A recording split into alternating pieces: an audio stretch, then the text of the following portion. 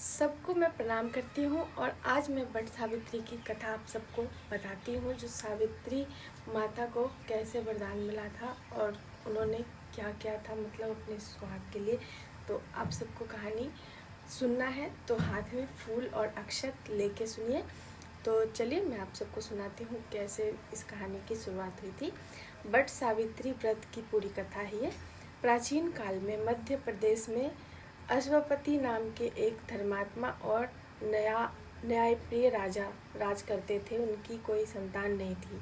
राजा ने संतान प्राप्ति के लिए कठोर तपस्या और यज्ञ किए, जिससे प्रसन्न होकर सावित्री देवी ने उन्हें एक अत्यंत तेजस्वी कन्या वरदान दिया।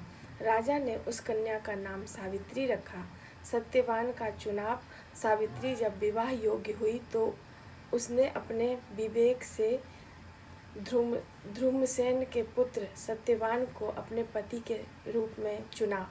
ध्रुमसेन का राजपाट शत्रुओं ने छीन लिया था और वे अपनी पत्नी सहित अंधे होकर जंगल में जंगलों की तरह रह रहे थे जंगलों की तरह रह रहे थे।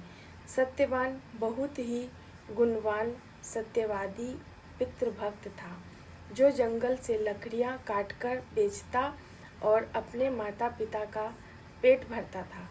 नारद जी की भविष्यवाणी जब सावित्री ने अपने पिता को सत्यवान के बारे में बताया तो वहां मौजूद देवऋषि नारद चौंक गए।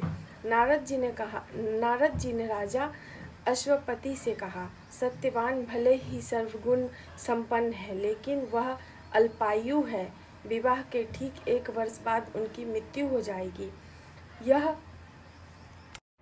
यह सुनकर राजा बहुत चिंतित हो गए और उन्होंने सावित्री को कोई दूसरा वर चुनने को कहा, परंतु सावित्री अपने निर्णय पर अड़ी रही। उसने कहा, पिताजी, कन्यादान एक ही बार होता है और मैं सत्यवान को ही अपना पति मान चुकी हूँ।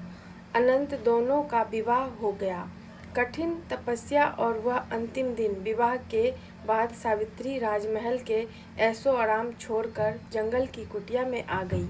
अपने सास ससुर व पति की सेवा में लग गई। नारद जी द्वारा बताई गई सत्यवान की मृत्यु की तिथि जैसे जैसे पास आने लगी, सावित्री ने 3 दिन पहले से ही कठिन व्रत उपवास शुरू कर दिया।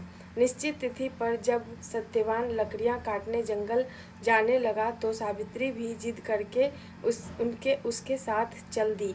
जंगल में लकड़ी काटते समय अचानक सत्यवान के सिर में तेज दर्द होने लगा। वह व्याकुल होकर जमीन पर बैठ गया। सावित्री ने उसके सिर को अपनी गोद में रख लिया। यमराज का आगमन और सावित्री की चतुराई। तभी वहां साक्षात मृत्यु के देवता यमराज अपने दूतों के साथ पहुंचे। उन्होंने सत्यवान के शरीर से उसके प्राण अंगूठे के आकार का जीव निकाले दक्षिण दिशा की ओर चलने लगे। सावित्री भी यमराज के पीछे पीछे चलने लग गई। यमराज ने उसे पीछे आते देख कहा, हे सावित्री, तुम यहाँ रुक जाओ। मनुष्य का साथ पृथ्वी तक ही होता है। अब इसका समय पूरा हो चुका है। सावित्री ने कहा, हे धर्मराज, जहाँ मेरे पति जाएंगे, एक पतिव्रता होने के नाते मेरा वहाँ जाना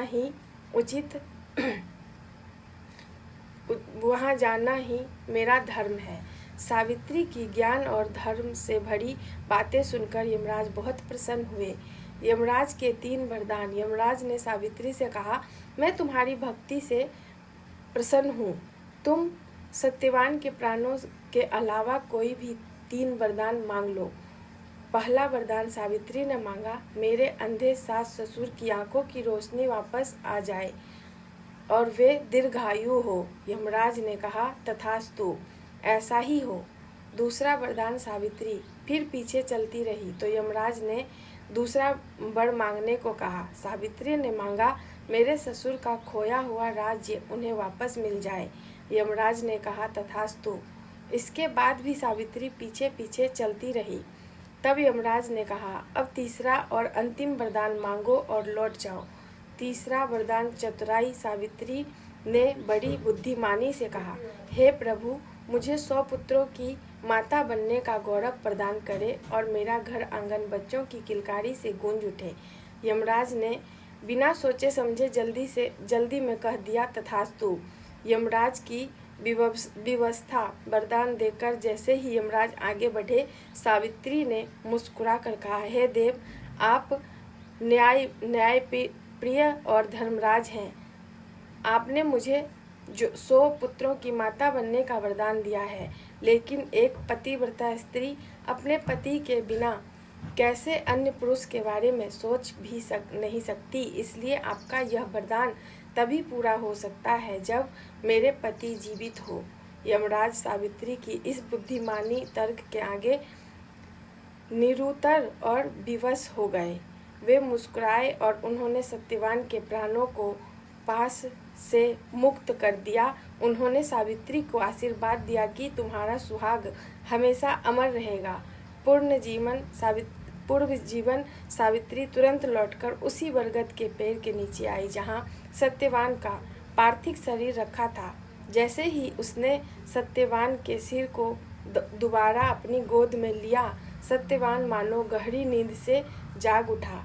जब वे आश्रम पहुँचे तो देखा कि उनके सास ससुर की आंखें ठीक हो चुकी थी और उनका खोया हुआ राज्य भी वापस मिल रहा था। निष्कर्ष, चूंकि सावित्री को अपने पति की जीवन दान का यह आशीर्वाद उसी बरगद वृक्ष के नीचे मिला था, इसलिए इस व्रत को वट सावित्री व्रत कहा जाता है। मान्यता है कि जो भी सुहागिन महिला इस कथा को सुनती है और वट वृक्ष की पूजा करती है, उसका सुहाग हमेशा सुरक्षित रहता है। तो आपको मेरा ये कथा कैसा लगा? अगर अच्छा लगा हो तो लाइक, सब्सक्राइब, फॉलो करना बिल्कुल मत भूलिए। और आप सबको वट सावित्री पूजा की बहुत बहुत ढेर सारी शुभकामनाएं। आपका भी सुहाग सावित्री माता की तरह ही उज्जवल बनी रहे। जय हो वट सावित्री माता की।